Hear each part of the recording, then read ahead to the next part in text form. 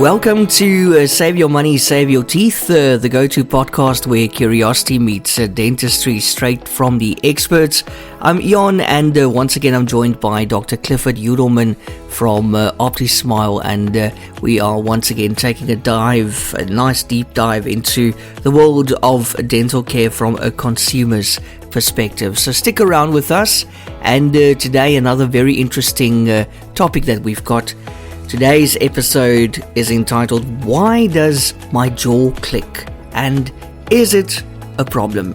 So in today's podcast, we'll explore what causes that clicking or popping sound in that joint, when it's merely an occasional or harmless noise, and when it could signal something more serious, requiring professional attention. So we'll ask the expert, Dr. Clifford Yudelman, who joins us. Thanks so much, as always, Dr. Yudelman, for joining us. How are you doing?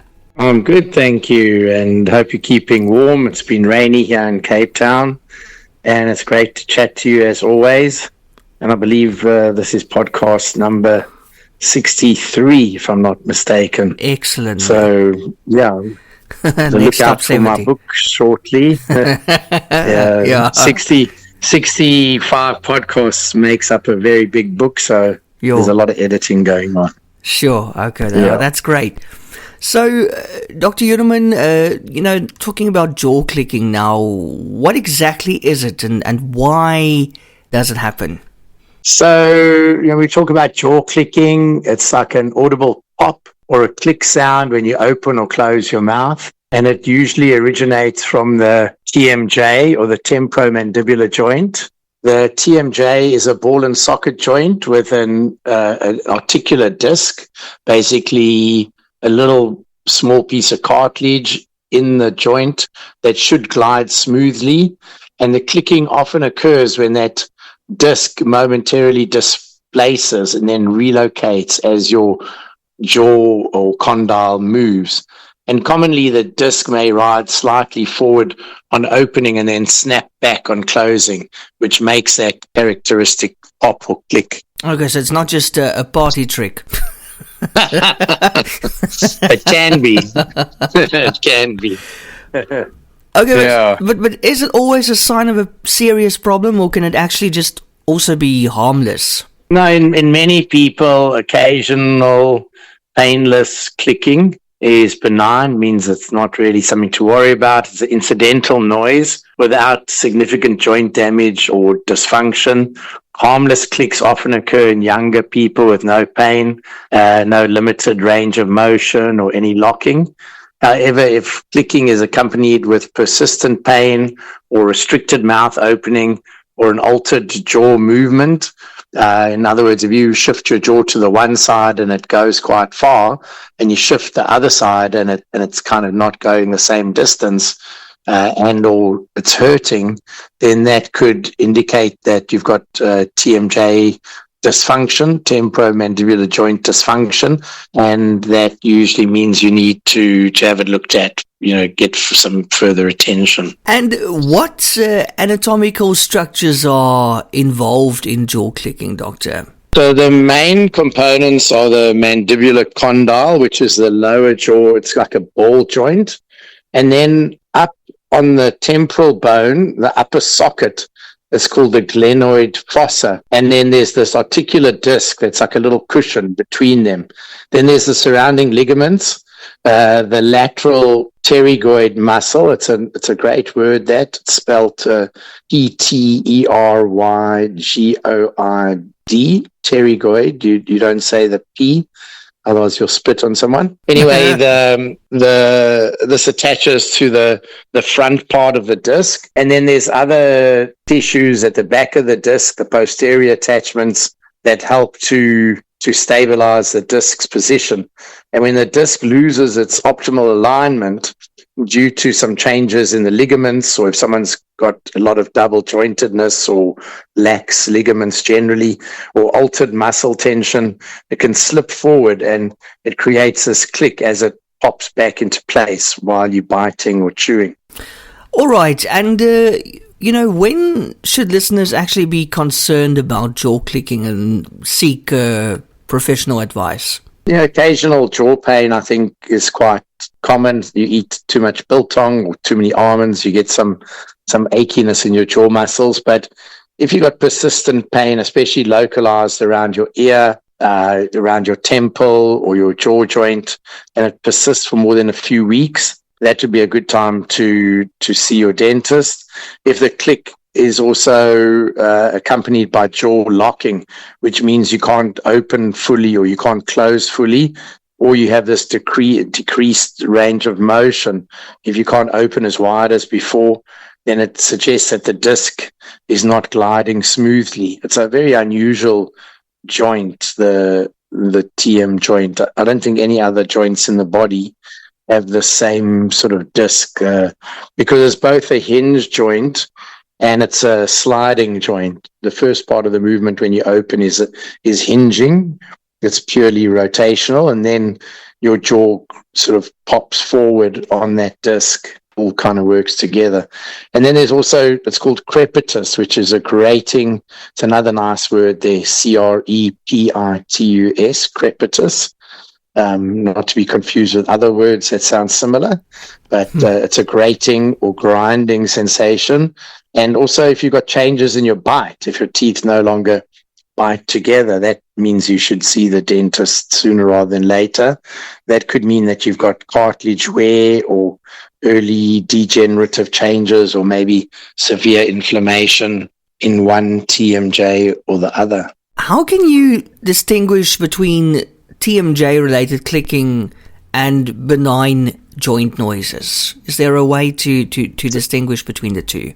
Yeah, so benign clicking is usually intermittent and painless without any limitation in opening or closing your mouth. You might only notice it occasionally, such as when yawning or biting a large sandwich, or if you're doing it intentionally, like a party trick and trying to impress the girls, or vice versa.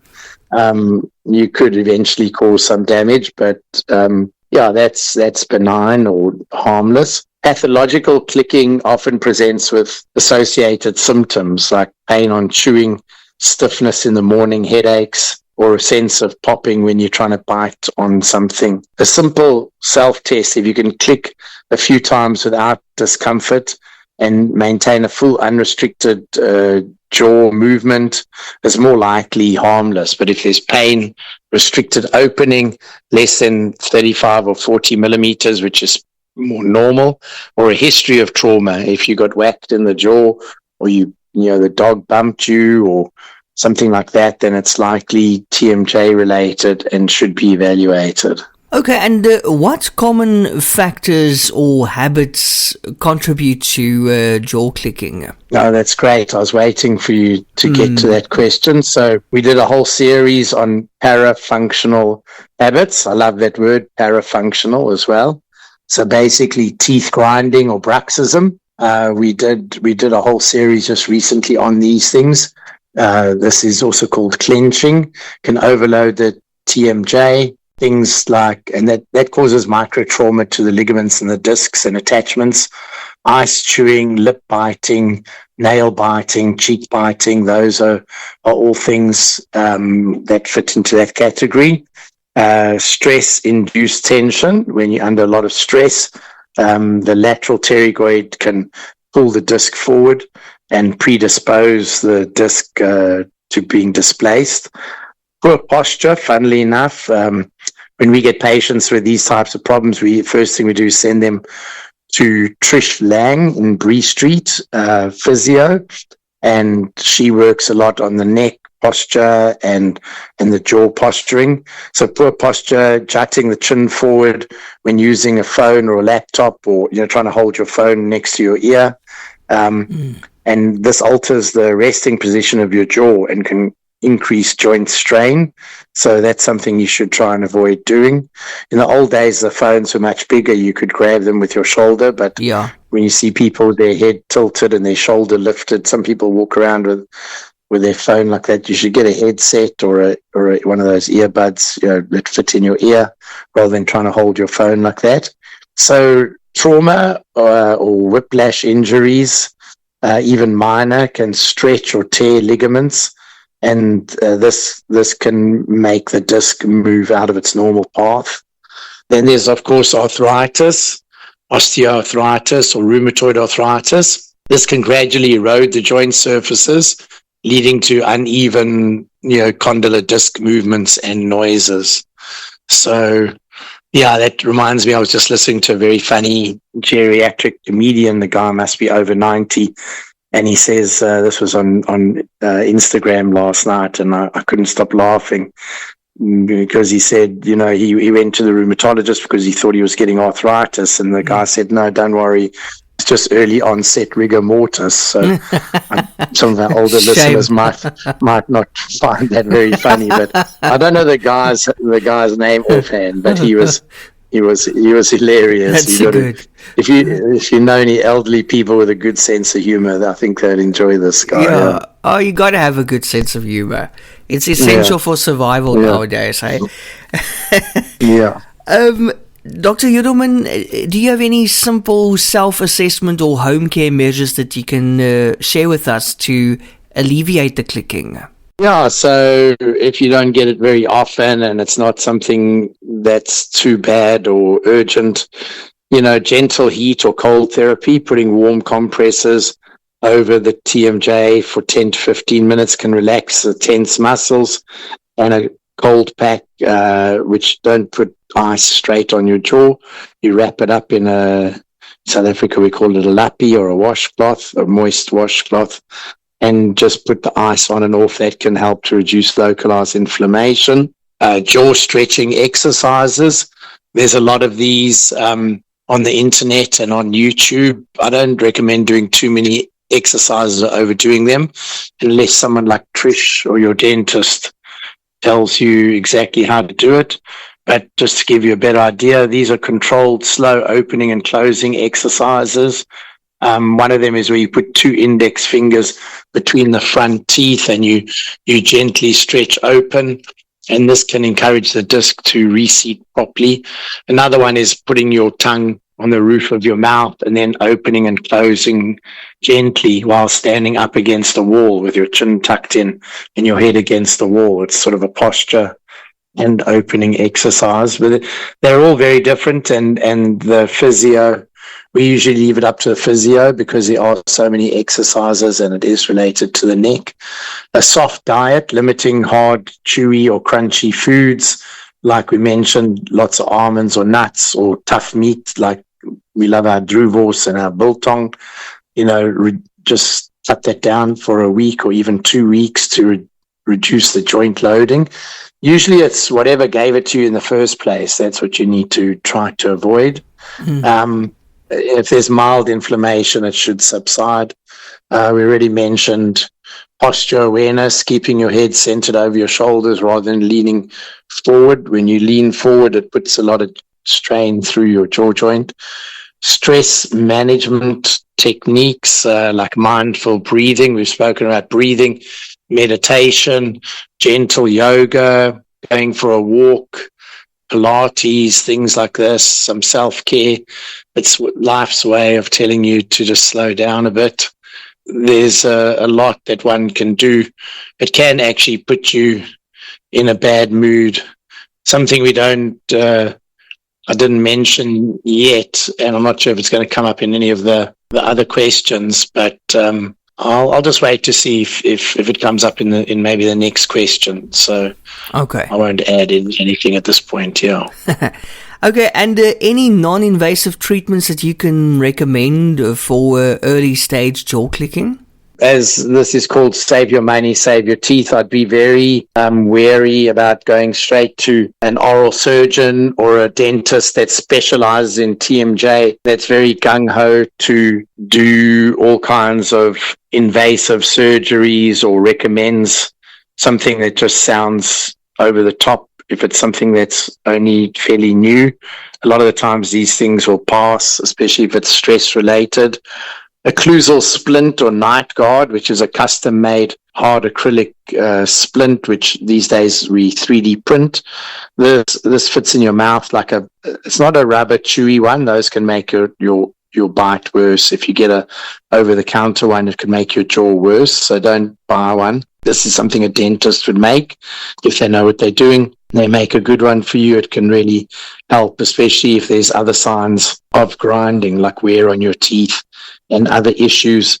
It's not my first port of call for most patients, because I find that sending them to the physio and doing a lot of other, even less invasive things helps because if you just go straight to making them a bite splint, a lot of the time this clears up and then they won't wear it, then it doesn't fit, and then they've wasted 5,000 or 6,000 rand. So that should save some money for you there.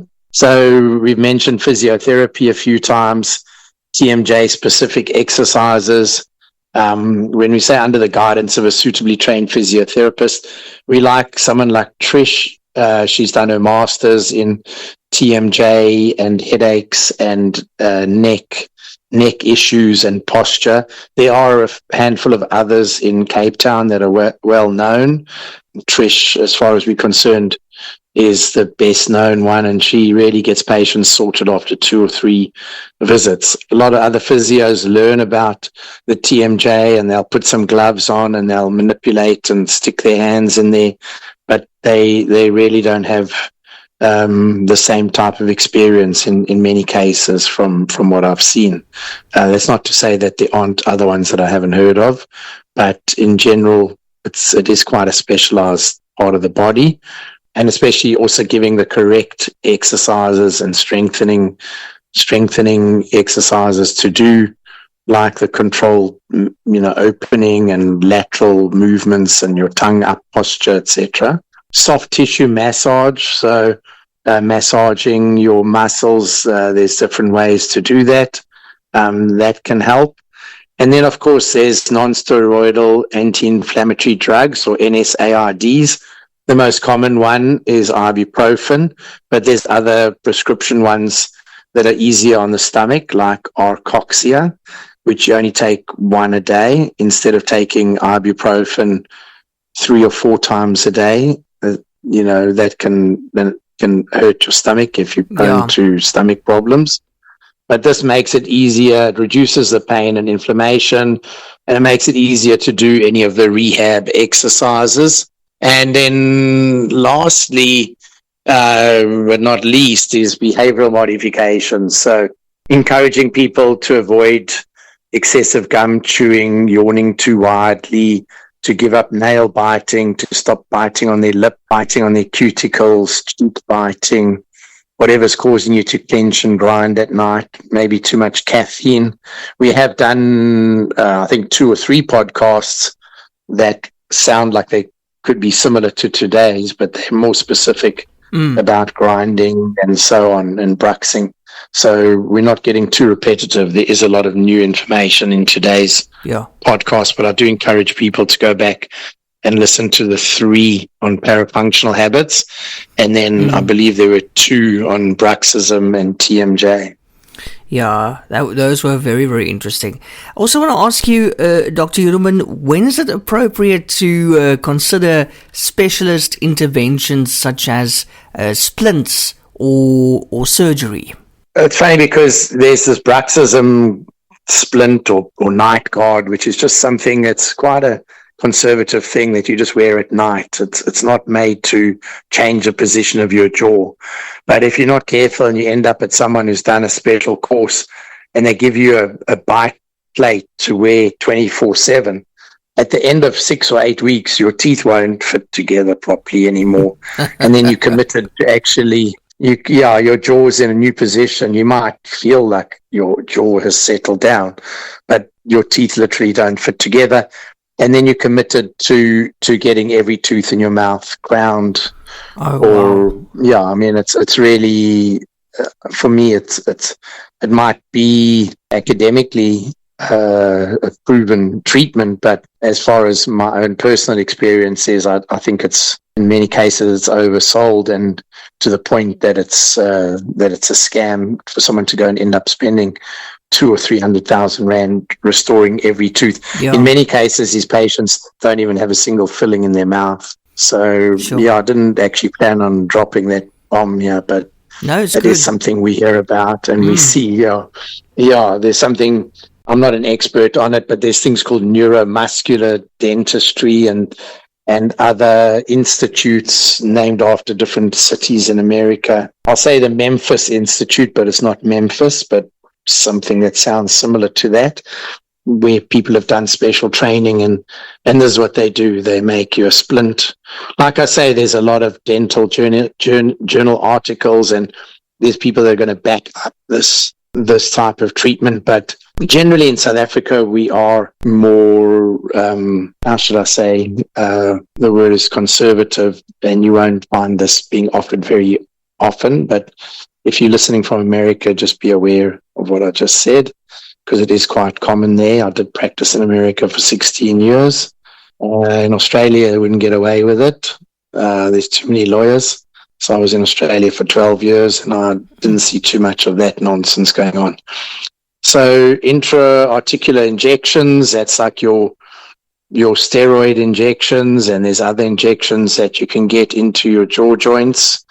This is in the realm of an oral surgeon or a TMJ specialist. Then there's other where they do a scope and they wash out your joint. This again is very specialized. It's not for early onset. This is something if someone has long, persistent, ongoing chronic issues. We don't really see a lot of that. Every so often we've got to refer somebody to a specialist.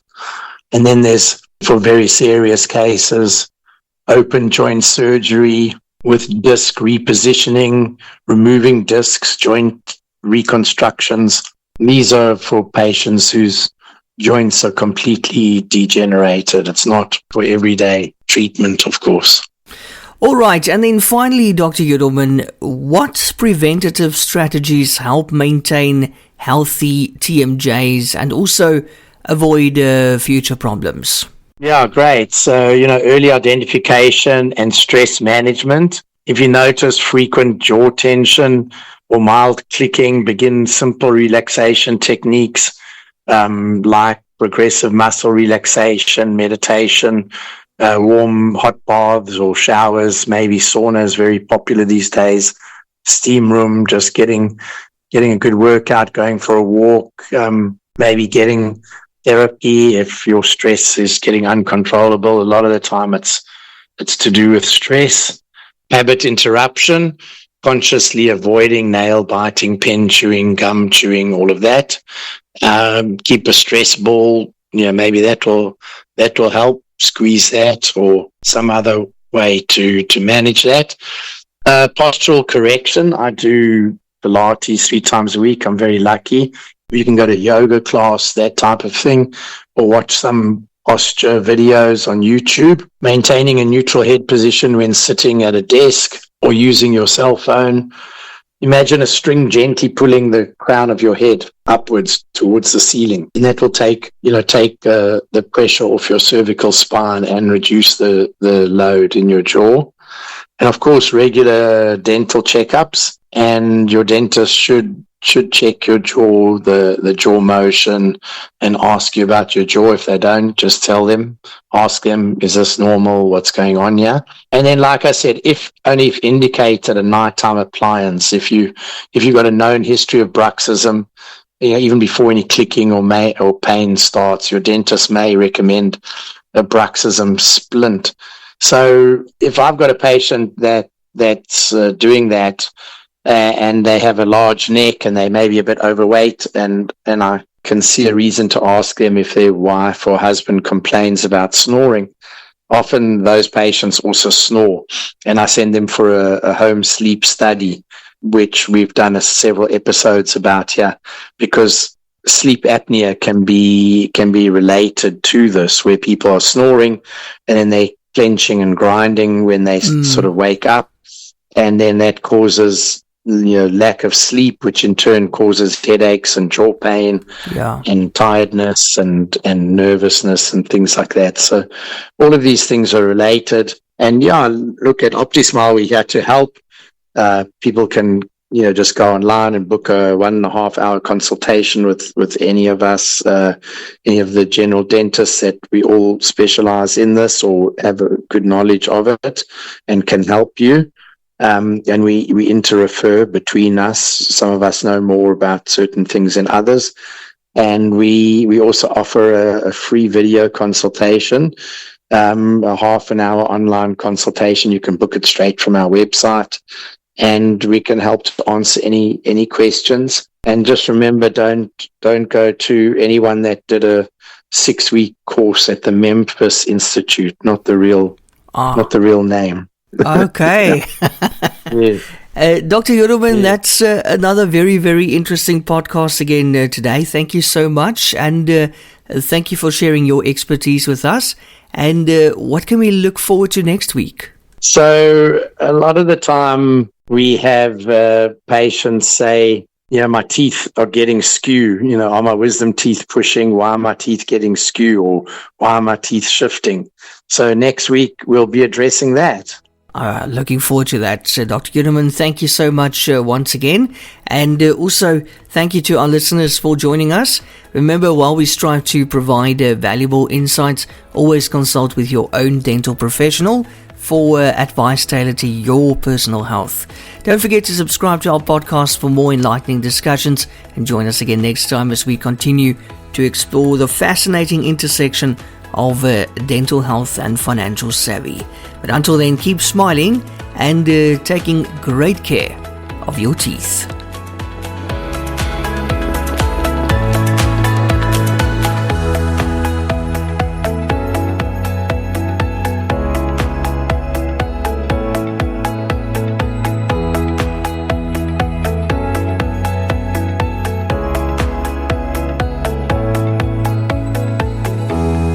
Discover the world of dental excellence with OPTISMILE.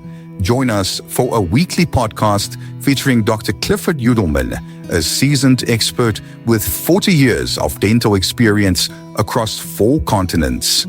Gain unique insights and expert dental advice by visiting optismile.co.za for articles that illuminate the path to optimal oral health. If you're seeking unparalleled dental care in Cape Town, get in touch with OPTISMILE or book directly online on optismile.co.za. OPTISMILE, where global expertise meets local care.